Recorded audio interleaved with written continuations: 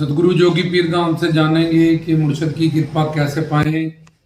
जब सतगुरु संतों की ब्रह्मज्ञानी अंतर्यामियों को भी बोर कैसे करें, जब उनकी कृपा कैसे पाएं, क्योंकि गुरुजनों का दर्जा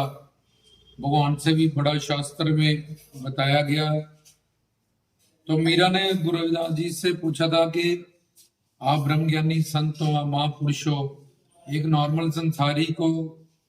किस तरह से उस संतों की रहमत पा सकता है, गुरुजनों की, मुर्शद सरकार की कृपाएं पा सकता है। तो गुरु रविदास जी ने उनको कहा था, और शास्त्र कहते हैं कि जब भी गुरुजन कोई पूर्ण सतगुरु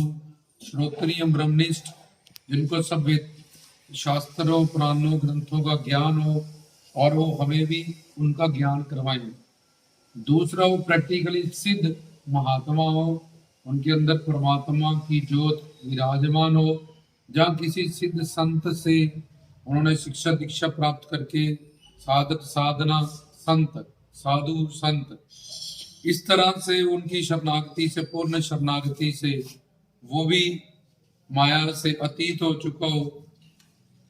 तो ऐसे संतों की कृपा पाने के लिए उन्होंने कहा कि पहले जब भी तुम्हें कोई हुक्म करे, आदेश दे, तो उसमें आप जी कहें उनको कि जी गुरु जी महाराज, जी सरकार कह के उनका सत्कार करें। और दूसरे नंबर पे जब वो जो बात भी तुम्हें कर रहे हैं, तुम्हें कोई जो भी प्रॉब्लम्स है या जो भी संसार से रिलेटेड है या करतार से रिलेटेड है, तो तुम्हारी अपनी संस्कारों की वजह से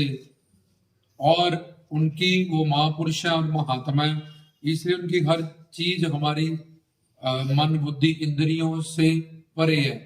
हमारी जो दुनिया वो रज तम सत गुण तक ही सीमित है, लेकिन वो त्रिगुण से बाहर की बात करते हैं, परमात्मा की बात करते हैं, तो उनकी बात हमारे मन बुद्धि इंद्रियों पकड़ से बाहर रहती है। इसलिए दूसरे नंबर पे हमेशा, इससे पहले कि हम उनकी बात को काट दें, जब उनसे बहसने लगे, जब कोई जिद कर ले, तो ये बात अपने ध्यान में रखें कि ये एक संत है और इनकी हर बात मन बुद्धि इंद्रियों से परे है। तो इसलिए उसमें ज्यादा अपनी बुद्धि का इंटरफेयर करने की कोशिश ना करें और इस बात में बुद्धि को समझाएं कि यह महापुरुष संत है और इनकी जो बात है, मैं पहले नंबर पे जी सरकार बोला है और तन मन धन से इनकी शरण में मैं शरणागत हूं। अगर वो पूर्ण संत और पूर्ण सतगुरु है, हम जितने भी लेक्चर प्रवचन करते हैं पूर्ण सतगुरु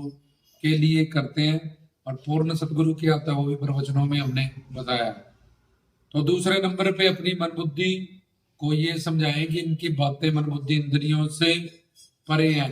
पर तीसरी नंबर पे फिर भी हमारे संचित कर्मों के जो पाप है, हमारे अंदर जो माया के कारण अविवेक का ज्ञान है, वो बार बार उनकी बातों से हमारी बुद्धि टकराती है। तो उनसे बहसने या उनकी बात काटने से अच्छा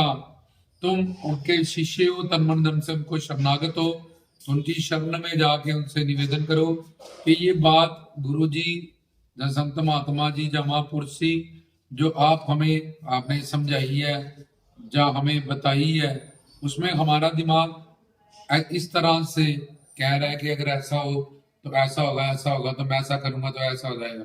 तो आप अपनी ज्ञान दृष्टि से मुझे समझाएं कि जो भी आप कहना चाहते हो, मैं आपका शिष्य हूँ, आपकी संतान हूँ, आपका बच्चा हूँ, आपकी शरण में आया हूँ, तो आप ज्ञान की दृष्टि से मुझे वो बातें